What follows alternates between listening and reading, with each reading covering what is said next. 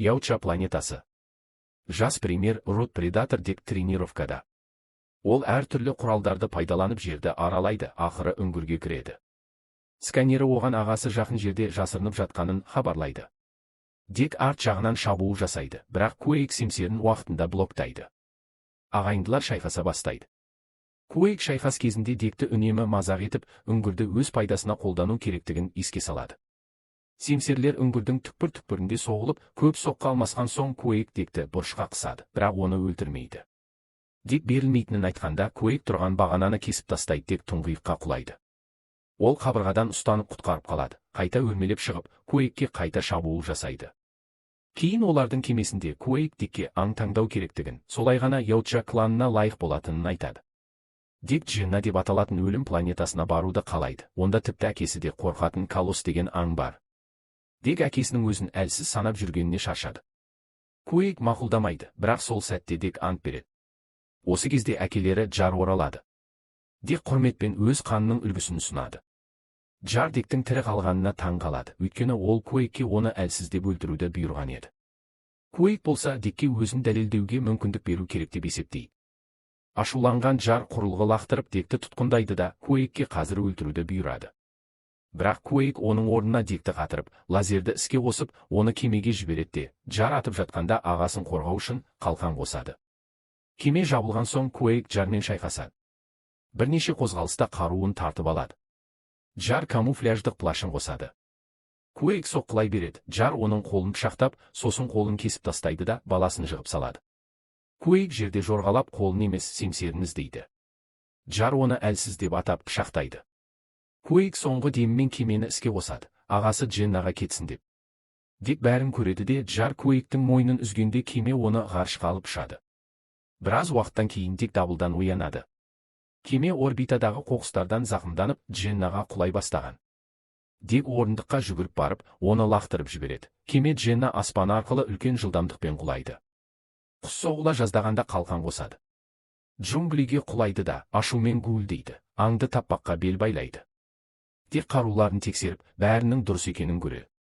Жақын жерден шыққан дыбыстан шошып, аймақты іздеп бастайды. Кенет жүзім тәрізді жаратылыс оған шабуыл жасап, бір қаруын ұрлап кетеді. Дик семсерін дайындайды, бірақ екінші жүзім қолын орап алады, оны кесуге мәжбүр болады, ал біріншісі қашып құтылады. Өкінішке орай, тағы жүзімдер көбейіп, аяғынан ұстап жерге сүйрей бастайды. Дик садағын байлап, тұтқындаушысын атып құлатады, сосын жүзімді жұдырықтап тебеді. Семсерін алуға жүгіреді де, шабуылдаушы жүзімдерді шауып тастайды. Бірақ қанша кессе де жаңалары көбейе береді, тіпті бірге шабуыл жасай бастайды. Дик бірнеше соққыдан ептілікпен жалтарып, бір жүзімнің үстіне секіріп, онымен жүгіріп, жартас басына шығады. Жүзімдер ол жерге жете алмайды. Енді Диктің планетаның қорқынышты көрінісіне жақсы көзқарасы бар.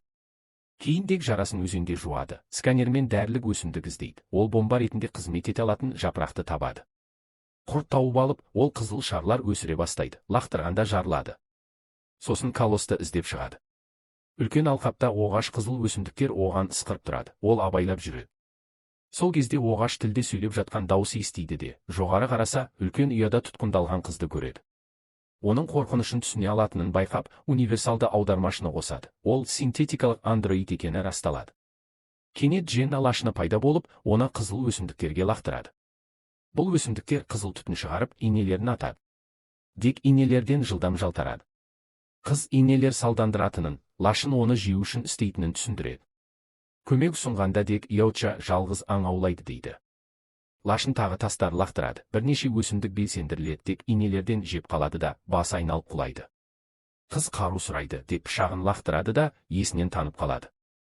Лашын ұшып түсіп, оны жейін деп тұрғанда, қыз аңға тап беріп, пышақпен қатыгездікпен өлтіреді. Дик оны көріп есінен танады.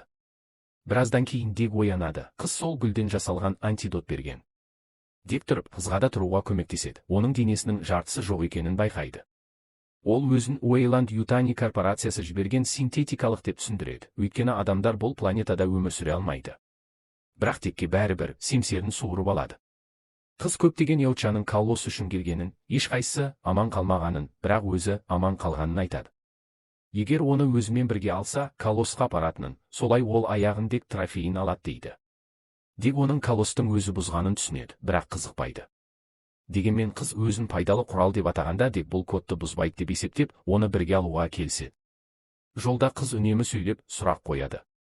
Өзенде ерекше құрттар оларға қышқыл ата бастайды. Дик қызды арқасына алып, тезірек жүгіреді. Бірақ жол бітеліп қалады, қыз сабақ береді. Жабысқақ жемісті жерге лақтырады. Жаратылыстар жеуге асығады да атуын тоқтатады. Өзеннен шыққан соң Дик ағаш кесіп, қызды арқасына байлайды, оңайырақ жүреді. Кешке лагерь құрады, Дик құрылғымен жарық жасайды. Қыз экипажы Дженнаға 2 жыл бұрын келгенін, лашын ұясында 2 аптаға жуық тұтқын болғанын айтады.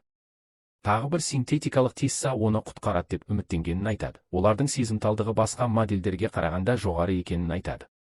Дик сезімталдықты әлсіздік санайды, қыз болса, басқа жаратылыстарды түсінудің артықшылығы деп есептейді. Ол зертханада қамалған еді. Бір күні Тисса оны шығарып, әлемді көрсеткен. Сол күні Каллос шабуыл жасаған. Сол уақытта жаңа базасында Тисса дәл сол қызға ұқсайтыны анықталады. Каллос шабуылында қатты зақымданған. Қазір капсулада жөнделіп жатыр. Үнемі оның атын қайталайды. Оқиғаны есіне алады. Компьютер оған басымдылық Каллосты ұстау екенін еске салады. Компьютер Яуча бар екенін анықтап, оны қауіп деп белгілейді. Тисса оянғанда оған қыз Яучаға тұтқындалғаны айтылады. Таңертең Дик азық аулауға шығады.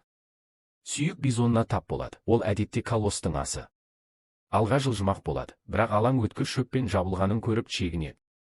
Пышақ лақтырмақ болғанда кішкентай жаратылыс ағаштан секіріп түседі. Қыз оны таниды, Дик оған гуілдейді, бірақ кішкентайы кері гуілдейді. Сосын бизонның артынан қуа жөнеледі, қатты терісі өткір шөпті кеспей. Ашуға булыққан Дик ағаштан ағашқа секіріп, бизонды қуады, бірақ бұтақ сынып, екеуі құлайды. Дик семсерін ағашқа шаншып, құлауды тоқтатады, өткір шөпке тиерден бұрын. Бизон жақын жерден өткенде Дик оған секіріп мініп, пышақтайды. Бірақ бизон оларды басқа ағашқа соғып лақтырып тастайды. Кішкентай жаратылыс алдарына домалап түседі. Ашуланған Дик оған тап беріп, төбелесе бастайды. Қыз сол арада жаншылады. Кішкентайының күші таңғаларлық, бірақ күрескен соң Дик оны мойнынан ұстайды. Сол кезде бизон оларға қарай жүгіреді. Дик семсерін лақтырып, бизонның аузын ашып ұстайды. Семсер оны екіге бөледі. Дик жеңісін гуілдетіп атайды, бірақ кенет шұңқыр оның аяғынан ұстап көтеріп алады. Екеуі ай құртына тұтқындалған, оның қатты тілі Диктің құрылғыларын қосуына кедергі жасайды. Жейтін тұста кішкентай жаратылыс ай құртының аузына секіріп, қатты терісімен тістерін сындырады. Ай құрты ауырсынудан оларды түкіріп тастап, өткір шөппен жүріп кетеді. Кек алуға асыққан Дик ағаш кесіп көпір жасайды. Кішкентайы алаңмен домалап бара жатыр еді. Ай құрты оны тілмен ұстайды, бірақ сол кезде Дик оның басына қонады, семсерімен үлкен жара салып өлтіреді. Кешке Дик пен қыз тағы лагерь құрады.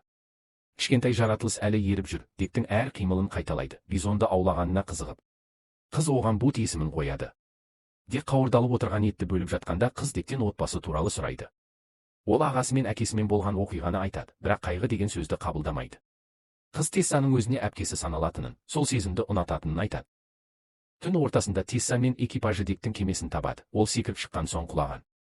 Онда көптеген Яуча қаруы бар, Тиссаның қызығатын, соның ішінде қолын қатыратын граната бар. Таңертең Дик қызды алып, Бутсыз кетпек болады. Жалғыз аң аулаймын дейді. Қыз құрал болғандықтан есеп емес деп. Қыз қасқырлар туралы айтады. Олар үйірмен аң ауласа да альфа ең көп өлтірмейді, артын қорғайды. Дик мәнін түсінбейді. Мен ең көп өлтіретін альфа боламын дейді. Өзен жақта Каллостың нәжісін тауып, сол бағытқа бет алады. Қыздың базасына жетеді. Каллос толық қиратып кеткен. Ондаған синтетикалық дененің арасынан қыз аяқтарын табады. Жөндеу машинасы әлі істейді. 2 жартысын қосалады, бірақ уақыт керек. Дикке көмек үшін алғыс айтады, бірақ кешірім сұрайды. Ол экипажының маягын қосқан, олар да Каллос үшін келеді, сондықтан оны өлтіруге рұқсат бере алмайды. Дик кетпеймін дейді, қашқанша құрметпен өлген артық дейді. Қираған жерде төгілген май бар, Дик оны өртейді, түтін жасайды. Каллос көп ұзамай пайда болып, Дикті лақтырып жібереді, семсері зақымданады. Дик металл қақпағын қалқан етіп, Каллостың астына сырғанап өтіп, ішін тіледі, сосын кішкентай пышағын басына лақтырып, құйрығын кеседі. Бірақ құйрығы тез қайта өседі, жаралары жазылады. Каллос регенерацияға ие, сондықтан өлмейтін саналады. Аң Дикті ұстап, жөндеу машинасына соғады, қыздың аяқтары үстелден құлайды. Тағы ұстағанда Дик оның тілін кесіп босанады. Шайқас жалғасады, қыз аяқтарын алуға тырысады. Сол кезде жердегі мылтықты көріп, Каллосқа оқ жаудырып, назарын аудартады. Дик мүмкіндікті пайдаланып, тізбекті аңның аузына салып, машинаны іске қосады. Тізбегі оралып, аңды артқа тартады. Дик қыздың мылтығын алып, ата бастайды. Аң құйрығымен шабуылдағанда Дик жалтарып, қойма есігін жауып, тұзаққа түсіреді. енді аңның үстімен жүгіріп, басынан үлкен секіріп, басын үзеді. Өкінішке орай, бұл да жеткіліксіз, бас тез қайта жабысады. Каллос Дикті құшақтап жығып, иіскелейді, иісі оны шабуылдан тоқтатады. Сәтті Тесса гранатамен үзіп, екеуін де қатырып тұтқындайды. Біраздан кейін Дик экипаждың көлігінде байлаулы оянады. Қыз жөндеу машинасына қосылып, тоқтатылған режимде. Тесса оның бүкіл логтарын оқыған. Яучалар әлсіз балаларын өлтіреді, сондықтан Диктің тірі екеніне түсінбейді. Компанияға тиесілі болу оған құрмет деп есептейді. Сосын қызды оятып, екі үлгіні де алған үшін құттықтайды. Дикке ауру инъекция жасайды, эксперимент үшін. Қыз оны ақырын құтқарамыз деп, ол прототип екенін, ғылымға жарамайтынын айтады, қаруларын алып, оны жіберген дұрыс деп. Тесса әлі үлгі алғысы келеді, кабельдерді басына қосады, қатты ауыртады. Үмітсіз қыз машинаны сөндіріп, Тессаға біз бұйрық орындайтын роботтан артық болуымыз керек дейді. Олар әпке болғысы келеді. Бірақ Тесса оны құтқаруға емес, Каллос үшін келгенін айтады. Яучаның әлсіздерді жою дәстүріне келіседі, қызды сынған деп атайды. Сол кезде Тессаға жерден қоңырау түседі, ол шығып кетеді, күзетшіге қызды жәшікке салуға бұйырады. Күзетші сөйлей алмайды. Дик қыздан бір құрлығына ашқызады. Қыз күзетшіге ол карта деп айтады, ашқанда күзетшінің басы жарылады. Сосын Дикті қатырып, дабыл қосылады, басқа күзетшілер оқ жаудырады. Қыз артқы есікті ашады, Дик сарқырамаға секіріп қашады. Біраздан кейін Дик құлаған кемесін табады, жараларын емдейді. Қару қалмаған. Планетадан кетпек болады, бірақ ағасының дулығасын көріп, ең жақсы қасқыр артын қорғайтын қасқыр деп есіне түсіреді. Джунглиге қайтып, табиғи қауіпті қарулар жинай бастайды. Өткір шөптің жүздері, қызыл гүлдердің тікенектері, қышқыл құрттарды жеміспен алады. Жұмыс істеп жүріп Бутқа тап болады, оның иісін сезеді. Ақыры түсінеді. Бут Каллостың баласы, сондықтан оны иісі үшін аяған. Дик Бутты өз сілекеймен жауып, қыздың аяқтарын босатады, олар иесіне қарай жүгіреді. Жаңа базада Дик бизон сүйектерінен сауыт киіп пайда болады, қышқыл құрттарды лақтырып күзетшілерді жояды. Аяқтар қыздың сигналы бойынша жүгіреді. Екі күзетші аяқтарға шабуылдамақ болғанда Дик оларды жүзіммен өткір шөптен жасалған қамшымен тез өлтіреді. Қыз да бір күзетшіні бұзып көмектеседі. Екеуі базаны жасырын аралап, күзетшілерді жояды, аяқтар үздіксіз жылжисын деп. Зертханада күзетші Дикті қыстырып қалады, Дик әйнек торды сындырып, ондағы үлгіні босатады, ол күзетшіні өлтіреді. Аяқтар жәшікті тауып, күзетшінің мойнына секіріп, өлтіреді, контейнерді ашады. Қыз оянып қуанады, бірақ күзетшілер келе жатқанын естіп, қайта ұйықтаған болады. Аяқтар күзетшіні құлатып, қыз секіріп шығып, шайқасады. Екі жартысы бір-біріне көмектеседі.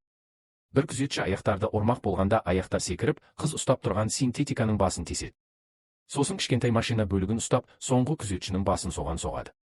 Көп ұзамай Дик жәшікке келеді, бірақ ол бос. Артынан күзетші шабуылдайды, қыз оны атып өлтіреді. Ақыры қайта қосылған қыз Дикті көргеніне таң қалады.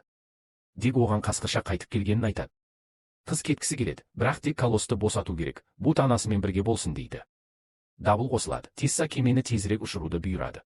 Диктің алдынан солдаттар тобы шығады, ол жарылыс құрттарын іске қосып, бәрін бірден жояды. Тесса соғыс костюмін киіп, яуча кемесінен ұрлаған лазермен атады, қышқыл құртын өлтіреді. Костюммен құрылыстарды қиратады, үлкен ара шығарады. Дик бәрінен жалтарады. Негізгі кемеде қыз Каллостың торына жете алмайды. Күзетші келгенде Тессаның даусын шығара алмай, басын торға соғып өлтіреді. Сосын күзетшінің көзін пайдаланып құлыпты ашады. Шайқас Дикті зертханаға келеді, костюмнің қолы жүзімге тұтқындалады. Дик оған өрмелеп шықпақ болады. Тесса оны лақтырып жібереді. Ол контейнердің артына жасырынады. Тесса оны көре алмайды, өйткені Дик контейнердің үстіне шыққан. Дик секіріп, Тессаны ұрып бастайды, бірақ ол кокпитті жабады. Сол кезде Каллос пайда болып, костюмге секіреді. Тесса араны қосып, оны теседі. Дик костюмнің артына шығып, кабельдерді жұлады. Тесса Каллосқа граната лақтырады, Дик оны темірмен қағып, костюмнің аяғына түсіреді, мұз оны құлатады. Каллос араны денесінен суырып алып, костюмді екіге бөледі. Жоғарғы жартысы құлағанда Каллос Тессаны жейді де жеңіспен гуілдейді. Басқалары Дикпен қосылып, Каллостың баласымен тәтті сәтін көреді. Дик құрмет көрсетіп, Каллоспен маңдайларын соқтырады. Кенет Каллос жарылады. Тесса ішінде тірі болып, граната қосқан. Ол қираған жерден шығып, шабуылдайды, Дик оны арттан пышақтап өлтіреді. Құрылғысын қайтып алады, Бут оның басын жұлып алады. Біраз уақыттан кейін Дик яучаға оралып, Тессаның басына келеді. Джар оны әлі масқара санайды, екі күзетшіні өлтіруге жібереді. Бірақ Дик оларды жылдам өлтіреді. Сосын Джармен шайқасады. Джар камуфляжын қосады. Дик кеме қозғалтқышын іске қосып, құмды дауыл шығарып, әкесінің орнын көреді, қолын кесіп, құрылғымен тұтқындайды. Дик әкесінің дулығасын символдық түрде тескенде, Джар дулығасын шешіп, оның кланға қосыла алатынын айтады. Бірақ Дик менің кланым бар деп, өскен Бут Джардың басын жейді. Қыз Дикті құттықтайды, Дик әкесінің плашын алады. Сол кезде тағы бір кеме пайда болады, Дик оның анасы екенін айтады. Каналға жазылып, қоңырау белгісін басыңыздар, осындай видеоларды жіберіп алмаңыздар. Көргеніңізге рахмет.